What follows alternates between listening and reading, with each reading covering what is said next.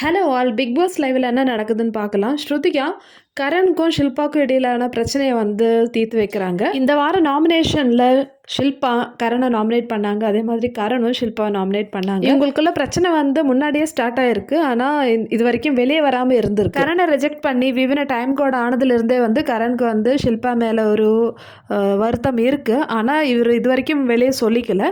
So இந்த வீக்கெண்டில் நடந்த சம்பவங்கள், அதே மாதிரி நாமினேஷனில் விவினை நாமினேட் பண்ணுறதுக்கு போயிட்டு அதுக்கப்புறம் நான் நாமினேட் பண்ண முடியல, எனக்கு ரீசன் இல்லைன்னு சொல்லிட்டு திரும்பி வந்தாங்க ஷில்பா. அதுக்கப்புறம் கரனை நாமினேட் பண்ணாங்க.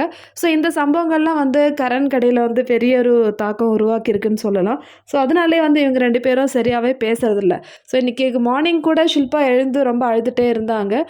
சாரி, நான் வந்து உன்னை அப்படி பண்ணியிருக்கக்கூடாது, நான் ரியலைஸ் பண்ணுறேன், என்னை மன்னிச்சிரு அப்படின்லாம் சொல்கிறாங்க. இருந்தாலும் கரண் வந்து பழைய மாதிரி பேசுறதில்ல. ஷில்பா இந்த இஷ்யூ எப்படியாவது சரி பண்ணும் அப்படின்னு சொல்லிட்டு ஃபீல் பண்ணிட்டு இருக்காங்க. ஆனால் நம்ம ஸ்ருதிகா தான் இந்த ஒரு பிரச்சனை சரி பண்ணணும்னு சொல்லிட்டு ஷில்பாவையும் கரணையும் சும்மியும் உட்கார வச்சு நல்லா பேசினாங்க. கரணும் ஷில்பாவும் வந்து நல்லா தான் பழகிட்டு இருந்தாங்க. ஸோ சின்ன ஒரு வருத்தத்தில் இல்லைன்னா மிஸ் அண்டர்ஸ்டாண்டிங்கில் தான் இந்த மாதிரி எல்லாம் பிரச்சனை ஆயிருக்கு.